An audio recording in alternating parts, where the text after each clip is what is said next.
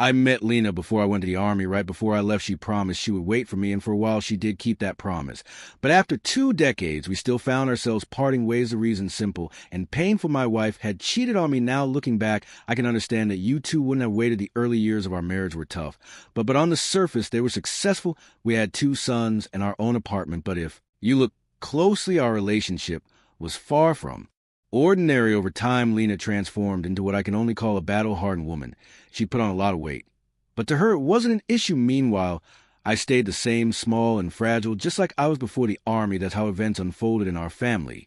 She took the lead. She worked at a bearing factory.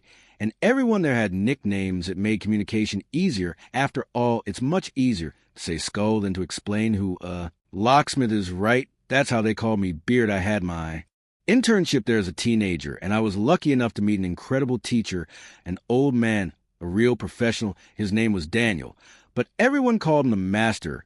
He taught me all the ins and outs of the job. When Daniel retired, I became the main guy at the grinding site, the one the shop supervisor news, and his deputy fair counted on truth.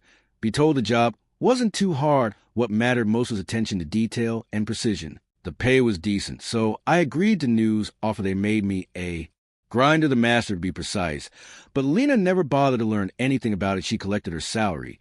And I was busy running double shift. The workshop had very few women, 2 deaf-end cleaners.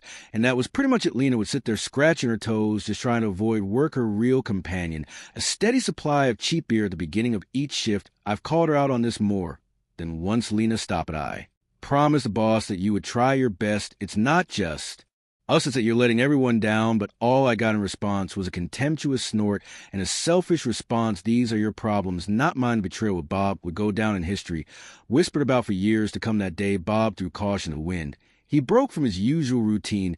Instead of sticking to his morning drink, he went all in. And Lena, well, she was right there with him. Later she'd say they drank so much that neither of them could remember how they ended up in bed together. But Bob wasn't about to change his ways anytime soon. And just as things reached their peak, and every man knows how crucial those moments can be, Bob's heart gave out. He dropped dead right there on top of Lena.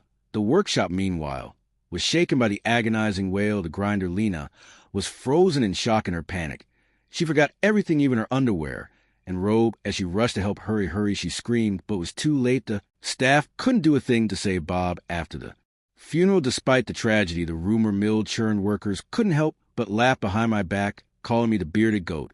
And here we have the beard with horns, they say, laughing it off like it was some kind of joke. Lena was soon let go. Her behavior deemed a breach of company ethics. And of course, there was a small matter of alcohol consumption at work. As for me, I didn't stick around much longer either. I moved to another city with Lena.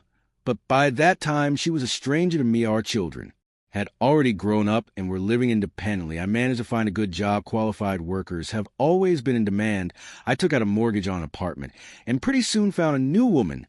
She was different. She was humble, loving, and most importantly, respected me. So that's how I reinvented my life. Leaving the past behind, the only thing that remained was the old nickname Beard.